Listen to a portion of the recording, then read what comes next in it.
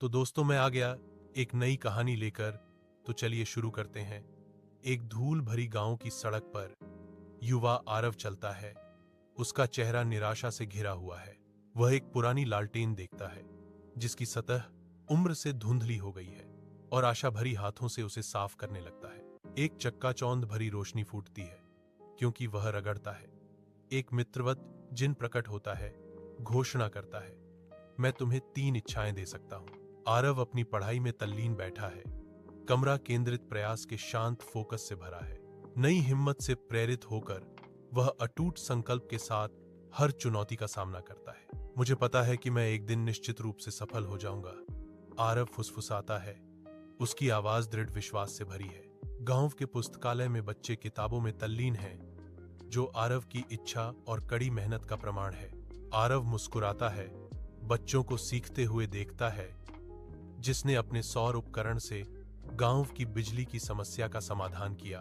जादुई शक्ति तभी काम करती है जब आप स्वयं कड़ी मेहनत करने को तैयार होते हैं, आरव उत्सुक बच्चों को ज्ञान देते हुए कहते हैं। तो दोस्तों, अगर आपको यह कहानी अच्छी लगी हो तो प्लीज एक दिल से सब्सक्राइब कर ही देना। तो दोस्तों मैं आ गया एक नई कहानी लेकर। तो चलिए शुरू करते हैं। एक धूल भरी गांव की सड़क पर युवा आरव चलता है। उसका चेहरा निराशा से घिरा हुआ है। वह एक पुरानी लालटेन देखता है जिसकी सतह उम्र से धुंधली हो गई है और आशा भरी हाथों से उसे साफ करने लगता है। एक चक्काचौंध भरी रोशनी फूटती है क्योंकि वह रगड़ता है। एक मित्रवत जिन प्रकट होता है, घोषणा करता है, मैं तुम्हें 3 इच्छाएं दे सकता हूं। आरव अपनी पढ़ाई में तल्लीन बैठा है।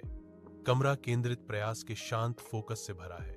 नई हिम्मत से प्रेरित होकर वह अटूट संकल्प के साथ हर चुनौती का सामना करता है। मुझे पता है कि मैं एक दिन निश्चित रूप से सफल हो जाऊंगा, आरव फुसफुसाता है। उसकी आवाज दृढ़ विश्वास से भरी है। गांव के पुस्तकालय में बच्चे किताबों में तल्लीन हैं, जो आरव की इच्छा और कड़ी मेहनत का प्रमाण है। आरव मुस्कुराता है, बच्चों को सीखते हुए देखता है, जिसने अपने सौर उपकरण से गांव की बिजली की समस्या का समाधान किया। जादुई शक्ति तभी काम करती है जब आप स्वयं कड़ी मेहनत करने को तैयार होते हैं, आरव उत्सुक बच्चों को ज्ञान देते हुए कहते हैं। तो दोस्तों, अगर आपको यह कहानी अच्छी लगी हो तो प्लीज एक दिल से सब्सक्राइब कर ही देना।